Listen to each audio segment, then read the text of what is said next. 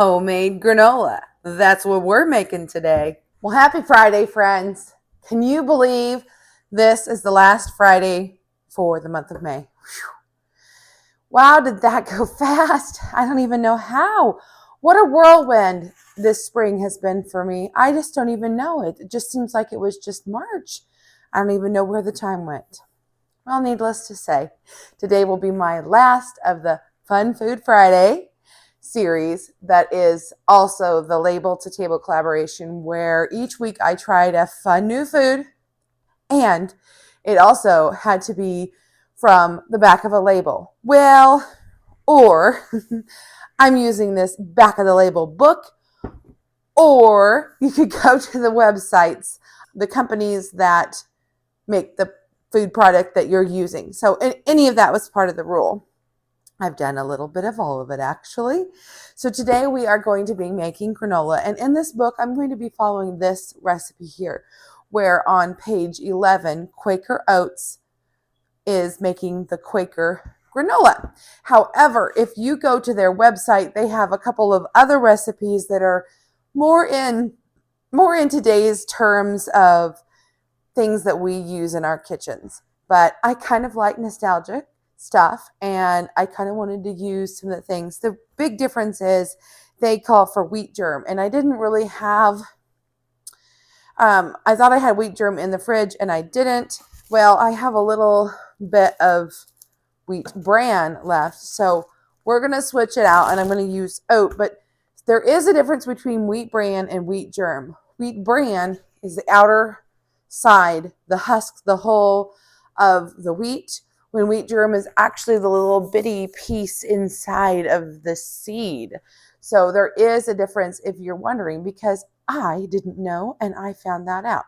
So we're just going to kind of go with the flow on this recipe, and we're going to follow it the best that we know how, and we're going to make granola. Why? Because I've been making yogurt and I love granola on my yogurt, and I need to get some homemade granola done, and I haven't done that in quite some time, and I'm out of the store-bought. So it is time to make some from scratch at home. And a little bit of a tidbit for you. Did you know that June is National Dairy Month? Yes, it sure is. And I am going to be celebrating the month of June by bringing you various dairy type recipes. So if you want to get a jump start and you want to know all about how I made the yogurt that I'm making the granola for, I do have a playlist on things I like to do with dairy, and you'll find a couple of different yogurt recipes in there. But today we're going to focus on that granola. Okay, the first thing that they want you to do is grab a 9x13 pan. That's a cake pan. This is about as an old-fashioned of a looking pan as I could find. And as much as my gut tells me to spray it, they say, no, do not do that. So we won't do it. We're going to grab 4 cups of oats. You can use quick oats. You can use old-fashioned oats. Recipe said it does not matter. So we need 4 cups, so I need 8 of these.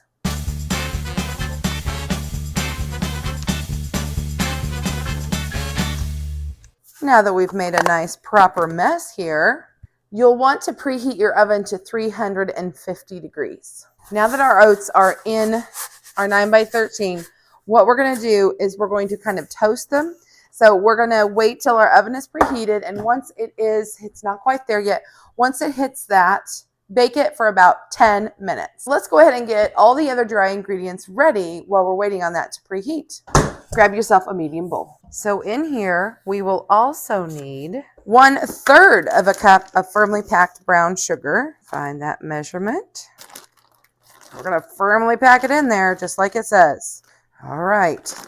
So firm, I couldn't hardly get it out. We need 1/4 of a cup of sesame seeds. Did you know that there are both this regular typical type of sesame seed that we're used to, but there's also black sesame seed? I have more of the black than I do of the white, and I was going to use black, but aesthetically, I would always think that was pepper or something. So I went downstairs and I grabbed my 1/4 of a cup of the regular sesame seeds. We'll go ahead and put those in there. We also need 1/2 a cup of the wheat germ. So I'll need to do this twice. We also need 1/2 a cup of flaked coconut. Now this, what I have here, has kind of dried out. So I don't know. We'll see how this works out. So again, we'll do this twice.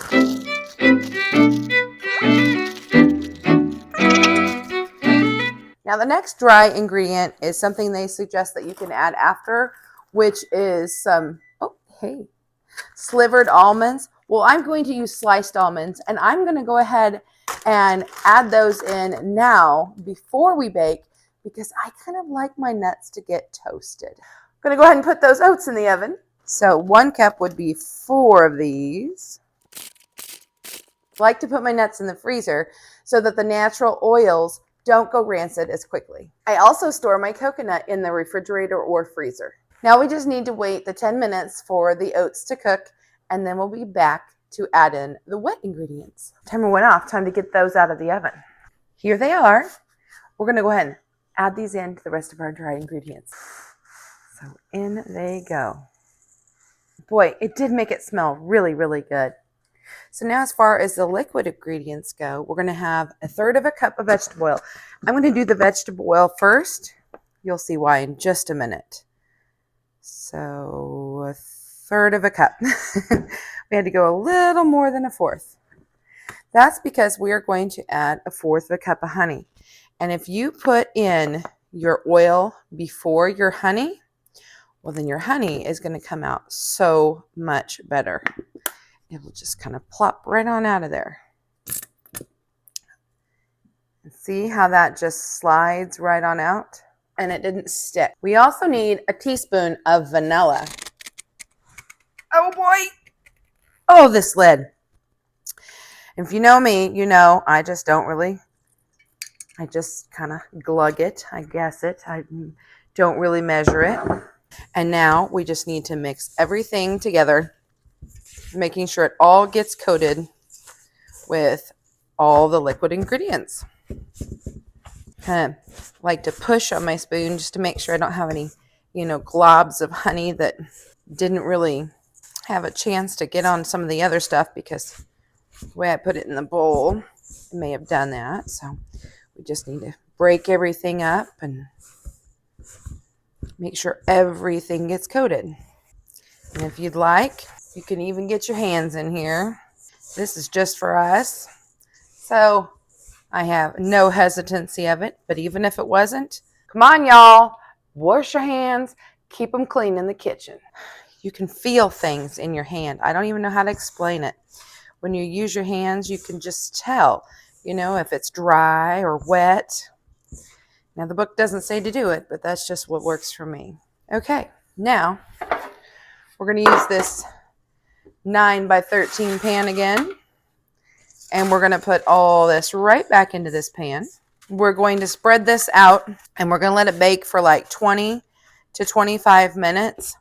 But every once in a while, we're going to come in here and we're going to do this. We're just going to give it a quick little stir. I hope to get a few of the larger clumps, but I'll just flip it a little bit. And again, you'll notice it was an ungreased pan. So that's all I'll do. So 20 to 25 minutes.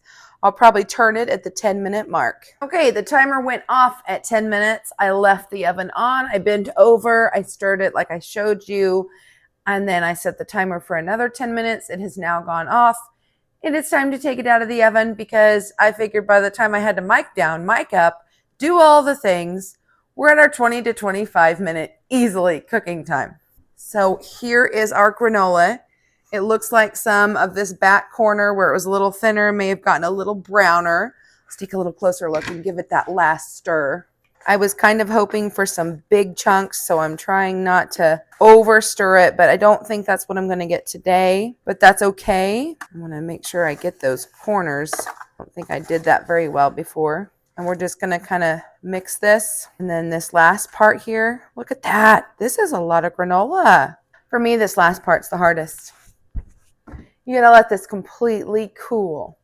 And then I think it deserves to have a taste test, don't you? So we'll come back. I'm gonna wait. Oh, it'll probably be at least a half an hour. Maybe I'll do a little research on my gardening projects. And then I'll come back and I'll give it a little bit of a nibble of a taste test. Okay, I've waited all of maybe 10 minutes. I don't have patience. I'm hungry. So let's make a little bit of a yogurt parfait. Now, the recipe suggests serving it with milk or cream. I'm going to use yogurt. So here is my homemade yogurt. Ooh, yum. Get myself a little bit of that. Okay, a lot. And then the star of the show, the granola. It's still a little bit warm. I just came and stirred it. Ooh, I'm going to make a mess.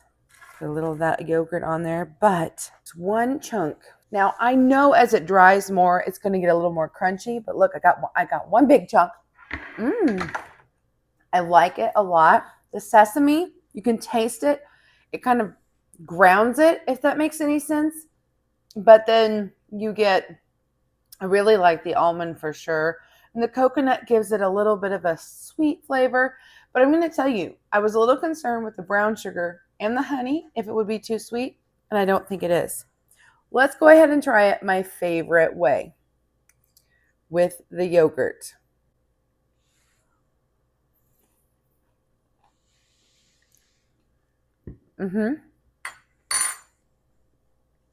Exactly what I was looking for. Perfect for my use. The tartness of the yogurt and the sweetness of the granola and the earthiness of the oats and the sesame seeds. It all works. Just perfect. I hope that you guys give this a try. And I hope that you have been following along on this collaboration. And if you haven't, go back in the description below. I do have a playlist of all the videos that have been posted all month long. Until next time, guys, we'll see you later.